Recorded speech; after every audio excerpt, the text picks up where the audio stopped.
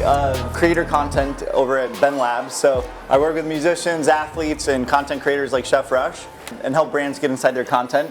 And here we have the fabulous Chef Rush. Let's give it up for Chef Rush today. Chef, I'm going to try to do a little bit of an intro, but I think it's best coming from you actually because... No, you can try. Okay, I'll try it. Okay. So, Chef Rush's biceps are as big as my waist. Okay, that's it.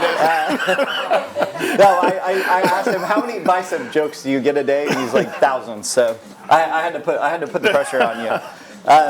But Chef Rush has a really interesting story, and I think some of the story that you'll hear today will be a little bit of the intro too, because we're going to talk about his journey and what he's seen in his life, and has led him to be a content creator, a TV personality, a author.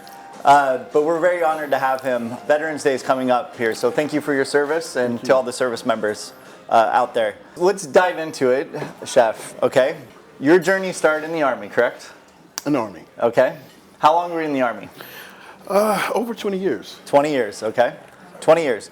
So tell us what you did in the Army from the early days and how you evolved. That's a trick question. So I was kind of like a dog. I was a mutt in the Army. So I did a lot of different things in the military. The one thing that people don't understand and know about me, because I'm wearing my chef outfit, is chefing was just a hobby. Chefing was not something that I got into. It was just a passion I got from my mother when I was a kid, because my dad didn't like for the boys to cook, and I used to have the best time in the world cooking with my mom. So it carried over when I went into the military. I was in combat arms, but I always remember cooking with my mother, and I took that to heart, literally, because I was a mama's boy, and I wanted to become a cook, a food service in the military.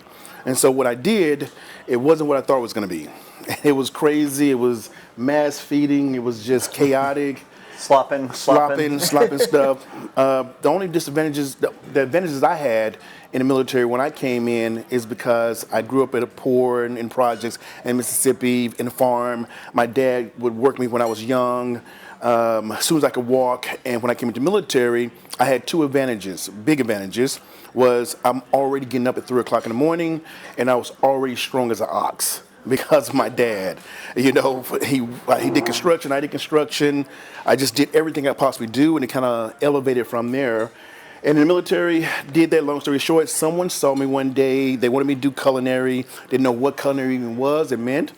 But took a chance on me, did that, and exploded from there. I fell in love with it. I fell in love with cooking, what it meant, how it was, reminded me of my mother, and all these different things. So from there, I became a pastry chef, a master ice carver, a lauder person, just doing it all the time. I just fell in love with it, but I was still in combat arms. So every time I left that competition that was once a year, whatever it was doing for the military, go back to my command, and my commander would say, okay, that's enough of that cook shit. And I would say, Roger, and get right back to work. And it was just an alibi. So, but every year, once for a year, I could love the passion of cooking.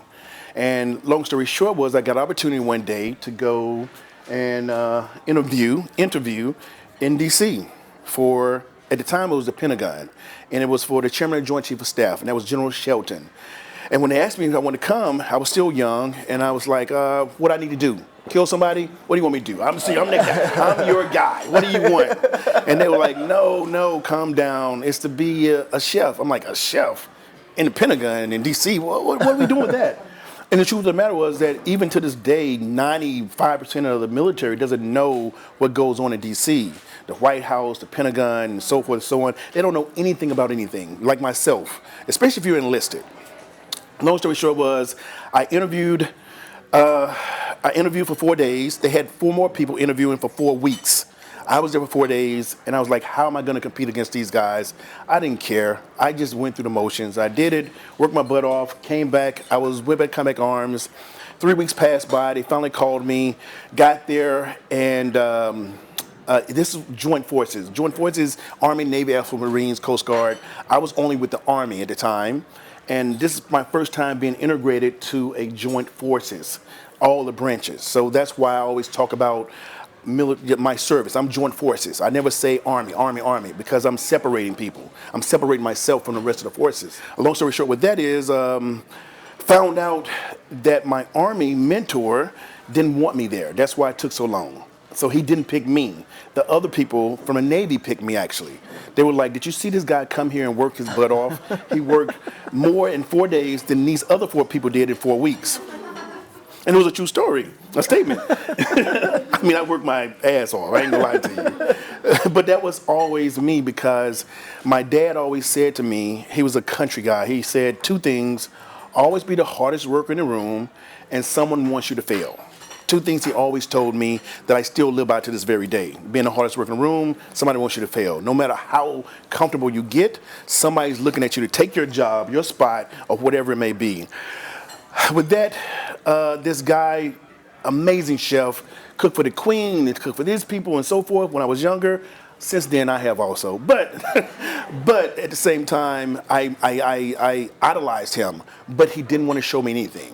And I didn't know why. He was on my same team. Long story short was, he had this cake called a puzzle cake. He did it, put it together, and what happened was, I say this about the White House, and I say this to people all the time. Food is a common denominator. Food can start wars, they can also end wars. Everything's done over conversation, breaking bread, right? Some of the treaty deals or some of the most amazing things you see happen over people across the table, because food sets the tempo. You know, it's euphoric, it's medication, it's love, it's energy, it's all those different things and whatnot. So it's the same thing in the Pentagon, the White House, the same way when we get things, we put them together. He did this cake called a puzzle cake where it was integrated. It was like, I was like fascinated. I fell in love with this cake as a kid. I was like, how did he do this? You know, this was the time all these little trick things we have. But I used to watch him do it, and one day he did it, and we had a prince that was there, getting ready to serve, and it took about 3 days to make this cake.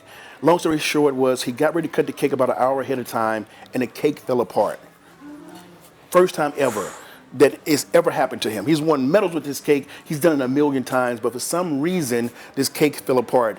And everybody was looking, also the command, and he just was like a deer in headlights. And the Navy guys started yelling at him, and he didn't know what to do. And he looked at me, and I was a kid, and he says, Arm and Hammer. He called me Arm and Hammer. I always had big arms. He said, can you fix this? And without hesitation, I didn't know how the fuck I was going to fix it. I'm sorry. but I said yes.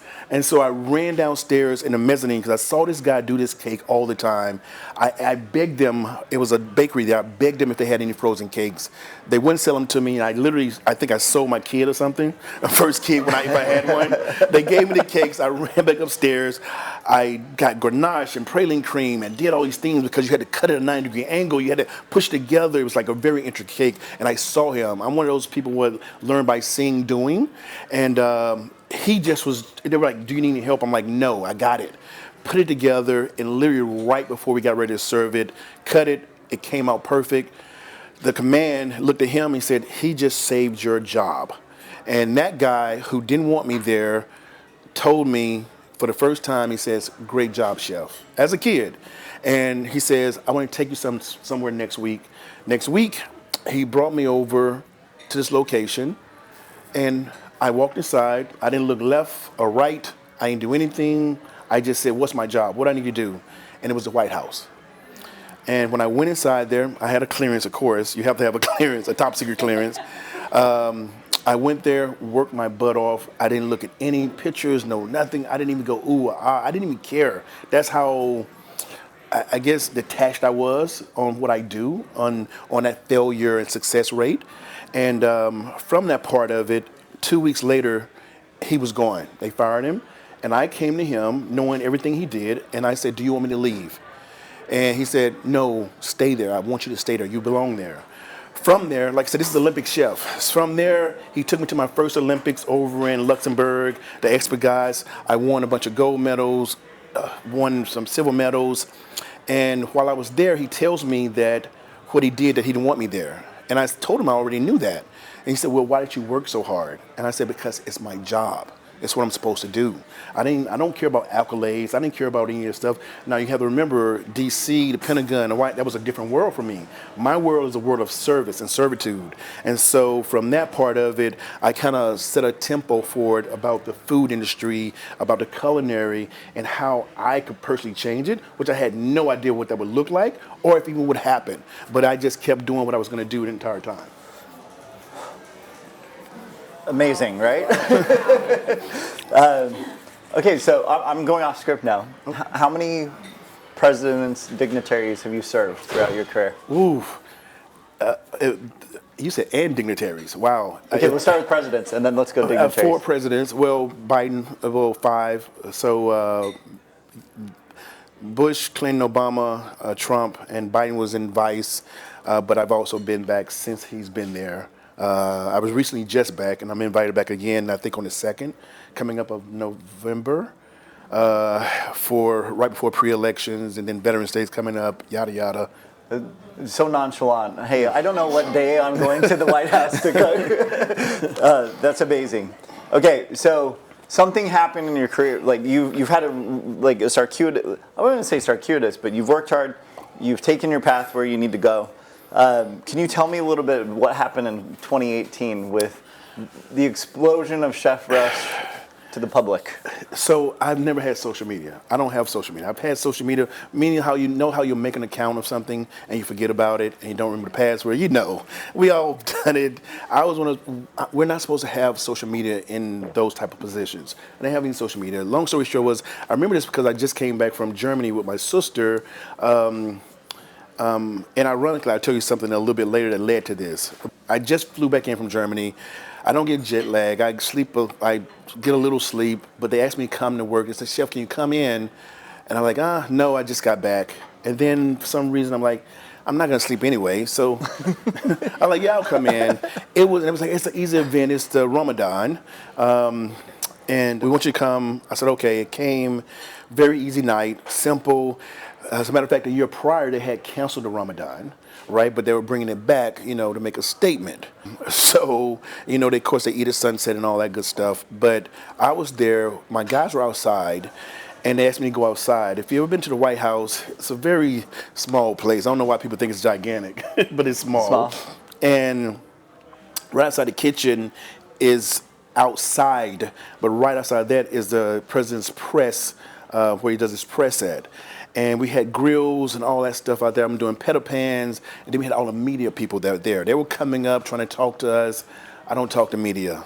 Now I am. But back then, Not in 2018. In 2018, I did not talk to media. I never talked to anyone. I just did my job. Matter of fact, I always put my guys in front of me and give them all the accolades and push them out because I never got accolades. So I had to make sure that they got all the accolades. Long story short they were trying to take pictures. I left. The president was coming out, going to the press room, which is right adjacent to the left. And as they were going inside, something happened. 15 minutes later, they came back outside, and 2 journalists took pictures of me. And one was Kate Bennett. She walks up to me, and she says to me, I'm going to make you famous. And I looked at her jokingly, and I said, I'm already famous. I was like, I don't get what you talking about, lady. You're not making me famous. And she's like, no, seriously. She's like, look at your social media. And I'm like, I don't have social media. She's like, you don't have Twitter? I'm like, no, I don't have Twitter. I don't have anything. So one of the guys said, oh, Chef, I'll show you. And he shows me, in which I had no clue what it meant. It was this thing with me on it, and it had already 1 million views. Now, think about that in 2018. That was a big, big thing, right? It was rising. And I'm like, okay, what does this mean? And that was the tweet, right? That was the tweet. That was a tweet. She tweeted a thing about, me in the White House. And I was unaware of it because I'm not looking. My other 2 guys looking at like smiling. And I'm like, I'm just like minding my business. But at the time, I'm also like 310 pounds, right?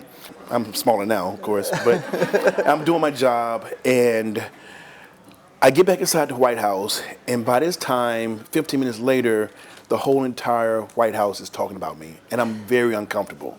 Even the president, even the guys from the Ramadan, and and since then they've already reached back out to me every year, and it was very overwhelming because I'm an extreme introvert, but I'm also an active extrovert when I have to be. Long story short, what that was, I hid. Literally, I hid. My social media had went up like 600,000, whatever. It was like, okay, I don't know how to delete this thing. I just blocked it and so forth. And then I talked to my mom about it, who's never on social media, and she does what my mom does from Mississippi. And I'm like, okay, what should I do? And I don't even know why I was asking her, because I know she didn't know the answer. She's like, is that Facebook? Or, yeah. Exactly, yeah, right? Yeah. And she's like, well, baby, just pray about it, maybe just. And I'm like, Mom, that's your answer to everything. Mom, I'm dying, pray about it. But, the funny thing was I listened to her, and I came back, and then Howie called me from TMZ. Howie called me from TMZ, and I know TMZ. And I'm like, oh, shoot, what are they calling me from TMZ? And they're like, oh, we want you to talk. And I'm like, no. And then finally, and I'm summarizing this just because of time, finally I said, you know what, I'm going to talk to the guys. And when I said I was going to talk to them, the same time, I had just left Germany, remember, a day prior, where I had just been I was in France. The same exact spot, the same exact location. Anthony Bourdain had committed suicide. I was just there. And I was like, my mom, and I was like, that's a big coincidence. Because I had a big history with things in my life that had happened alone, which is part of the things that I did. And advocacy, I lost one of my close soldiers from suicide who had called me, and some other guys and so forth and so on. And I was like, okay, you know what, I'm gonna talk. And I talked to them, big hit. And then the next day on the news, it was like, great things happening out of the White House besides all this drama. And everybody said, oh, Chef Fresh, blah, blah, blah, and so forth. And it was crazy because you had two sides of it. There was like, it's great things talking. They're like, another big jock, another dumb jock coming out. And then I opened up my mouth and started talking. And then it became, hold on a second, he's talking differently. And then it was like the part where you have that first interaction. It's like, okay, what side are you on? Are you left? Are you right? Are you this? Are you that? And then I am a strategist. So regardless of the fact, I have to always be strategic on everything that I do. I can't have left or right. I have to have a cohesion. So I had to deal with that battle, and and I got everybody to just be like, okay, Chef, you win. We love you. Just do what you're doing. And so that's where it is at that point. Okay. So let's talk about, you mentioned you're a strategist. You've done some TV things, you've done some book things, but you really started diving into content creation how long ago? 6 months ago. 6 months ago. Okay. Can you tell everybody how many followers you have already? In 6 months, I have like another 8+ million. Okay. Congratulations, by the way, everybody. Like that's a big deal. We talked about this a little bit, being a strategist and the data. And you said something to me earlier that was really fascinating. What kind of data pieces were you looking as you're starting to build your community, your social communities? So the funny thing about it was, when I say 6 months, I've been on social media, never enjoyed it, didn't know. I mean, it's a love and hate relationship, right? I never looked into any of it. I never did it. Now, I've done content with other people, big, guys who got millions. I didn't even know what that meant. I didn't know they were monetizing off it. I didn't know that. I'm just doing stuff that I love and so forth, whether it be fitness, whether it be food, or having conversations. But then 6 months ago, I think I was talking to Max, and I was talking about some other stuff. And I was like, you know what? I'm a realist. Times are changing. People are changing, and I have my nonprofit for kids. I love kids, and I get a lot of kids. But I said I wanted more kids in my circle. I want to have kids because when you get in, as I said to Cam earlier, I said, he was like, why do you want kids? I said, because we don't have role models anymore. All the role models are gone.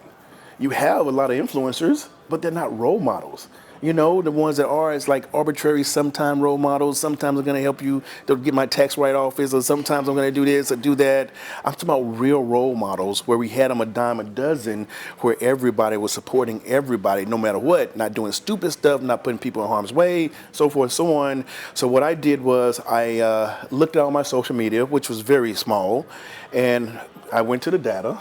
I looked at the analytics of who, where, why, time, lunar, places on each and every last one, Instagram, TikTok, YouTube, yada, yada, so forth.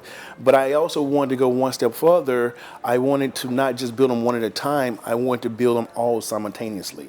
And so I went to YouTube. I went in and I went from like 40,000. Now I'm at 4.4 million. Then I went to Instagram. I was like 288. Now I'm at 1.3. And then I went on Facebook, which my business page, which is like at a couple thousand. Now it's at 1.1 million. And I had to, they're all similar but very different, especially on profiles and what they actually carry forward. But what I realized is you can do the same videos, but you have to make them have a purpose or meaning or direction, whether it be your thumbnail or whether it be the caption. Like for instance I was talking about LinkedIn. LinkedIn is probably my most prominent social media. I mean, literally my most prominent one, because I get merch from LinkedIn. They're like, "Oh, thank you for your content. You're doing so great." They're like, "Wow, keep doing what you're doing." And the funny thing about it is the same thing I'll use on Instagram or whatever that can be this crazy content I put on LinkedIn, but I put a meaning with it. For instance, I did a video that got like in 2 days, it got 100 million views. And I was like, I put the video, really silly video. I said, guess how many, I said, this video got 100 million views, right? Then I say, ask me how, and ask me who my audience was, and ask me this, and this is why. And people are like, that's brilliant, that's brilliant, that's great, that's great. Like, oh my God, that makes so much sense. But if I just put it up there arbitrarily, just like anyway, it'll look completely just irrelevant and silly and dumb. But what you have a meaning, direction to it, and then it elevates it a lot more. Okay. That is incredible, Chef. Okay. A core of your routine, outside the content, is doing push-ups every day, correct? Mm-hmm. Can you tell everybody how many push-ups you do every day? I think it's the same amount you do. Oh, yeah.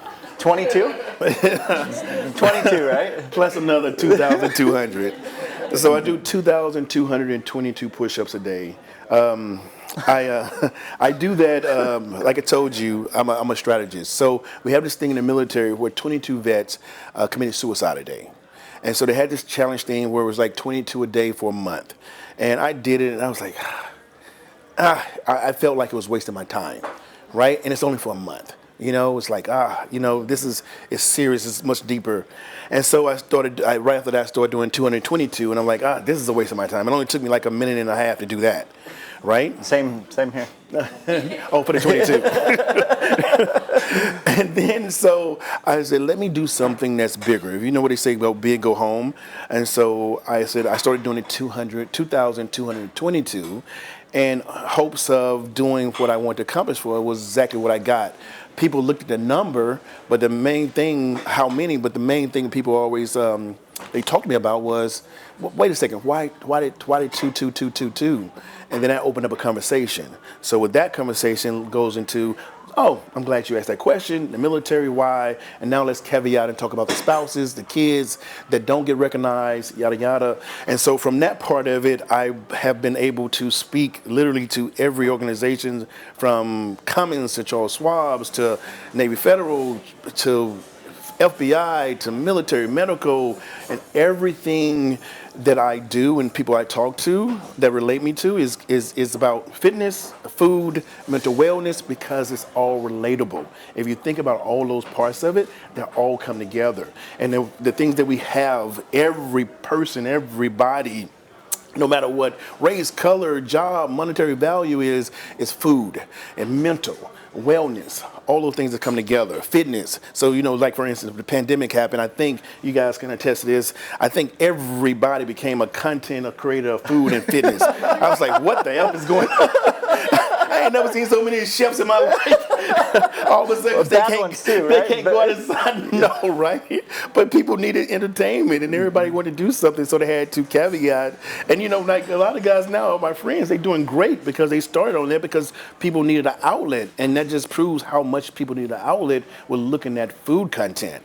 I'm the outlet also now, but I have the credibility to go along with it and play around with it. But also with mine is I put in messages for kids, messages for adults, messages for this, and so forth and so on.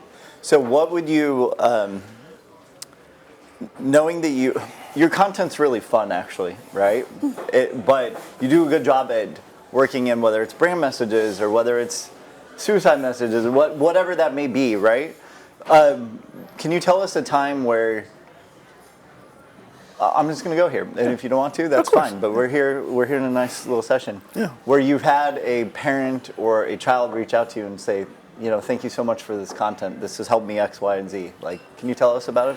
A couple of those? Because you get those a lot, I bet. The last time I got that was last night. Okay. The last thing I got that was when I was walking through the airport. I told you I strategized to get more kids on my content, and my age range is 18 to 24, and my next one up is 8 to 11, which I'm extremely proud about. To have that demographics of age, and I've had people who've reached out to me who've said they were, that you know how people say, Chef, you saved my life. I was thinking about X, Y, and Z. I saw your video, and I didn't do it because of you. I've had parents reach out to say, I just want to say thank you. You don't know, you may never see this, but you helped my kid do this and this and this. I've had kids who had ideation, who think about killing themselves because they've been bullied, and because I talk about me being bullied as a big guy. Being open and very transparent and not trying to look egotistical, because sometimes you look at men, especially men of size, they want to seem like they're untouchable, like they're unbreakable, like they are just, nothing can harm or hurt them. And if they do talk about something, it's only related to them. I don't want it to be related to just me. I want it to be just related and common, whether it be a child, a woman, a man, military, or however it may be. But for those, I run all my social. So I was telling him, I do everything. Which is crazy, by the way, the amount of content you do. I literally do everything from the videos to editing to placement to put them on all the sites, the times, whatever. I just did one a second ago. Right? I'm like, I got to put it up. And but I also do all my everyday living of things they come to my email addresses, they come here, come there. And it means a lot to know that I'm doing that. Even I was talking about earlier about Snapchat. Snapchat, I've had a lot of things on Snapchat. At one time at Snapchat, they did something, and I had 28,000 kids come over to my Instagram and say thank you. They were like young kids. I'm like, what is this? It's from one of the things I did. It was, I think it was 60-second doc or superhero or something like that. Yeah. And they're like, you're a superhero. You're a real life superhero. I want to be like you. And I'm like, no, be better than me. That's very inspirational. So looking in the future, like what goals and aspirations do you have in content creation? Like what impact are you looking to have more so than you already had? I'll be honest with you, I never in a million years, literally a million years, never thought I would be at this spot right now where I am to be able to help as many people as I do. And, it's something that is very humbling with gratitude, because I've had so many people, to include you guys, to get me to that spot. Everything happens for a reason, and getting people out there. Like I said, I have my own nonprofit with kids, but also at the same time, I use the military as a platform. It's a platform for a foundation, and the foundation is not just the military. I use the military because you think about, the patriotism that is throughout our country, but also you got to think about the men and women in our country. You also got to think about everybody else that goes along. Times are changing. The military has changed. You think about kids and about bullying, about social media, how it's taken over, because it's going to take over in the next 10 years. Is going to be, I don't even know what to be existing after the next 10 years. We don't have TV anymore, but social media is going to be that part of it. And that was one of the things when I decided to say that. But at the same time, I use people that I support and help, and whether they consciously or subconsciously know it, they're helping me back to get my message out. And I honestly just think about I think about a place where we can just recognize us for us and just be very considerate of each other. You know, I've been fortunate and blessed to do what I can do and do what I'm doing and love it. And like you said, I love to have fun with my stuff because I've been in the world of politics for a very long time. I've been in the world of politics where I'll be very transparent. Everything is not what it seems. You know, I can look at something on TV right now and look at it, and you all can look at it and see something, and I know something that you don't know. And you all think one thing, and it's controlled that way, right? So it's hard, but I would like to see a lot more us. Okay. Unity. Unity? Yeah. And what brings unity more than anything? Food. Right? Food is that. It is. Food is that. And I eat a lot. I eat, making me hungry. I always say to everybody, to include myself, when I get up in the morning, I look in the mirror and, you know, how many people talk to this? How many people have ever talked to themselves in the mirror? Right? I look at I have PTSD. This is a Bronze Star. I've been blown up in Iraq.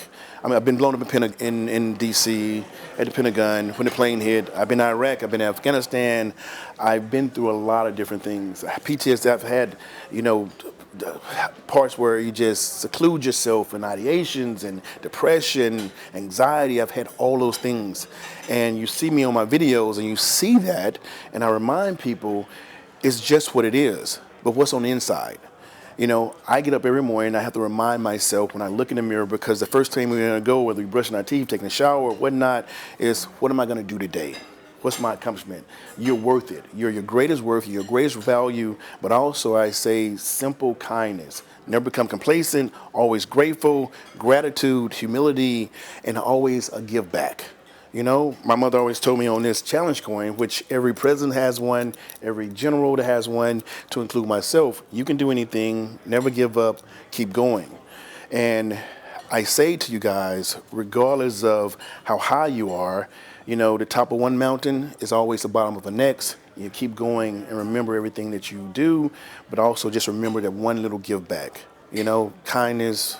And also, you know, I would say with me is, if it's something that you thought that you cannot do or you never thought about doing, like, you know, I hear people say all the time, well, you know, one time I want to just do something, you know, like you told me earlier about the guy where he's like, you know what, I'm going to try it. I'm going to go ahead and do it. I was one of those guys.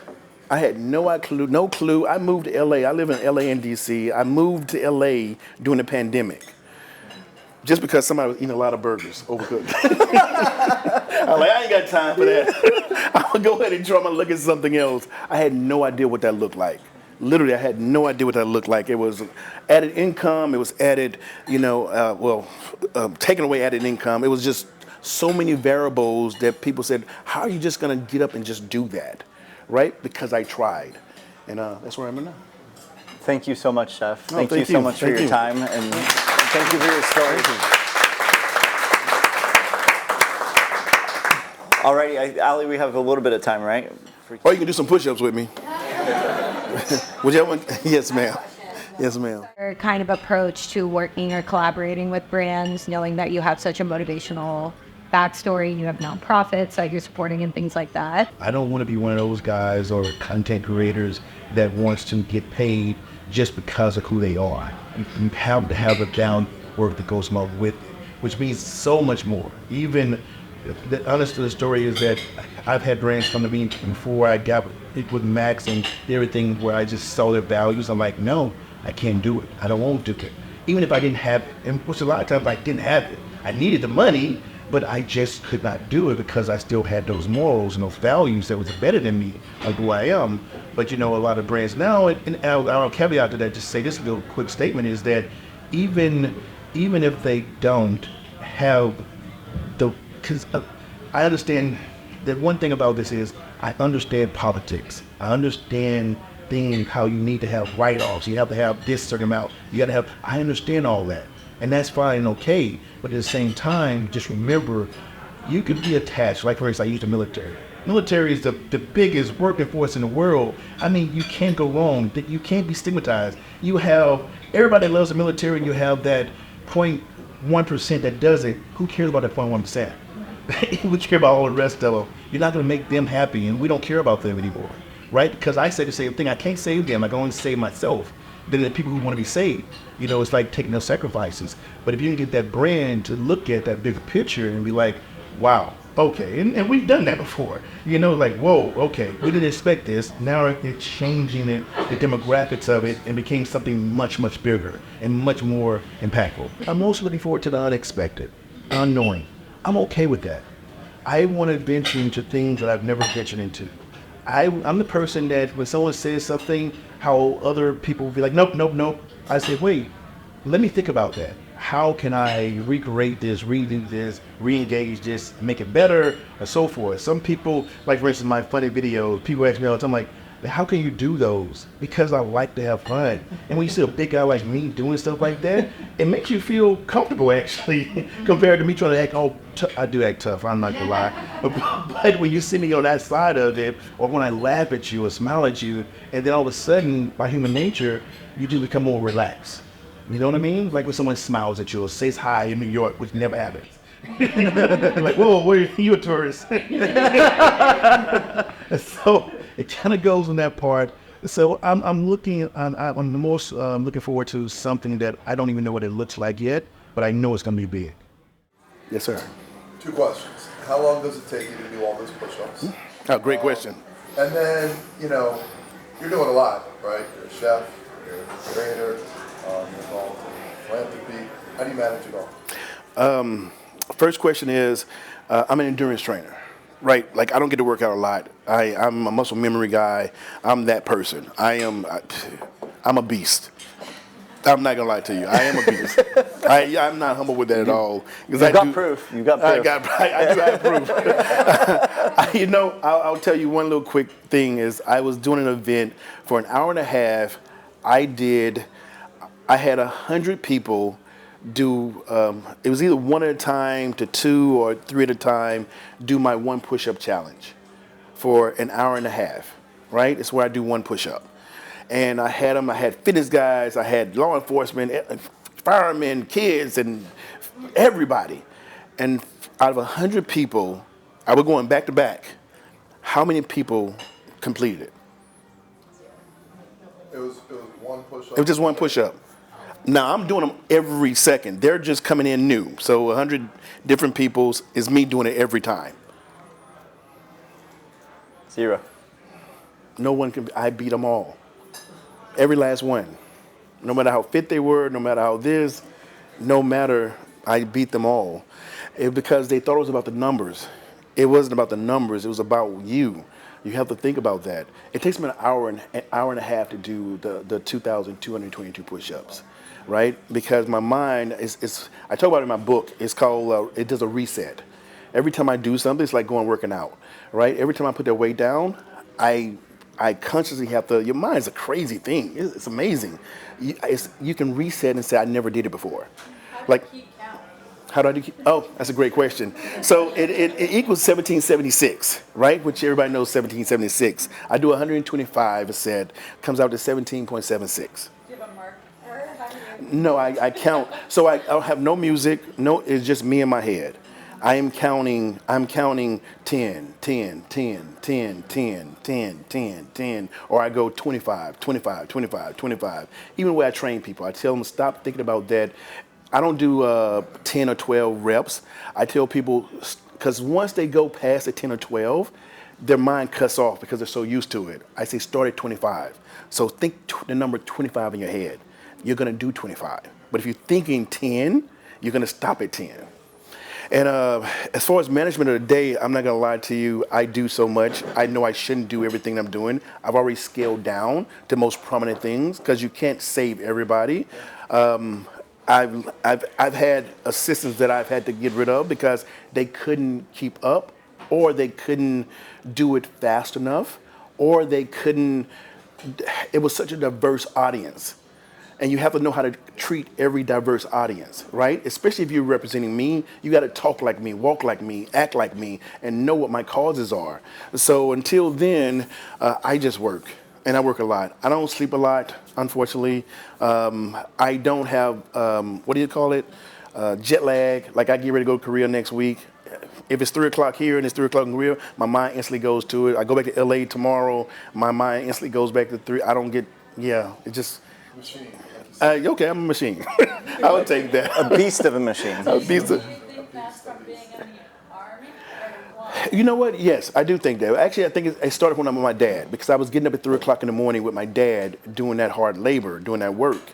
And when I joined to the military right after, because I don't know if I told you guys, I gave up all my scholarships. I gave up my football, I gave up my track scholarship, I gave up the Olympics, I had an art scholarship as well, but I wanted to go and serve. And so I went there. As soon as I came in, it was early mornings where I'm thinking, well, okay, this is simple, and everybody else is like complaining. I'm like, this is life.